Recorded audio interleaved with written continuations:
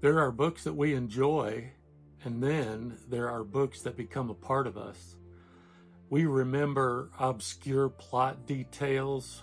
We remember the cover art in our mind's eye. We remember so much that even though it may have been years or decades since we've read those books, they just really stick with us because we encountered them during our formative years. Perhaps a grade school, high school, or even college required reading, or just something that we read when we were young. But it made a deep impression upon us. Today, I want to talk about these books. I'm going to call them formative books, certainly appropriate to this month's theme, the reading life. Greetings, legendary readers. Welcome to Larry's Legendary Library, where we explore science fiction, fantasy, and the deeper wonder within them. I'll be 64 years old this year. I still remember a book that I read in 6th grade, White Fang by Jack London. I've read it a few times over the years. I haven't read it recently.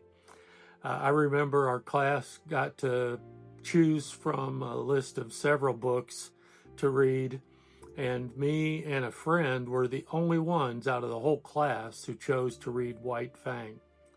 That book has really stuck with me.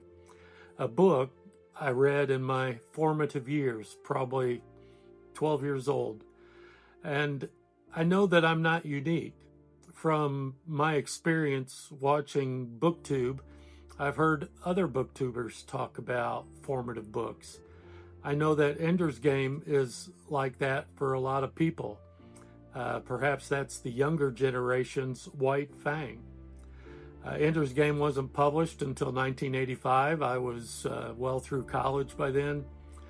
I didn't actually read Ender's Game till a couple of years ago. I really liked it, but it's not a formative book for me.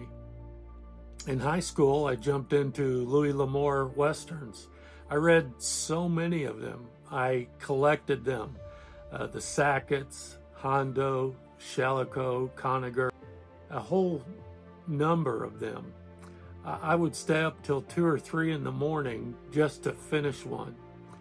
In college, I had to read The Chosen by Chaim Potok, another book that has stuck with me. So much so that I sought out other books by Potok and read a number of them, and I've really enjoyed them all. And somewhere in there, I read Dune by Frank Herbert, another formative book. I loved it. I've read many other books by Frank Herbert. A number of them I've read a number of times. I've read the prequels by Brian Herbert and Kevin J. Anderson. I've played Dune board games. I've watched the TV shows and the movies. Yes, Dune is definitely sticking. I think many of us discover these formative books during our adolescence or early adulthood. And there's something unique about reading during those years. When we're young, stories don't simply entertain us, they sink deeper into us. A book that we first read in our youth just hits different than if we first read it when we're older. Why do formative books hit? I'm not exactly sure why that is. If it has something to do with our physical brain development during those formative years, is it related to our psychological development during those years, our search for identity, trying to figure out who we are, our search for meaning, trying to figure out what matters to us, what's really important to us? Maybe we're searching for heroes, someone to look up to. In any event, formative books is a subject that really interests me, so I would like to hear back from you.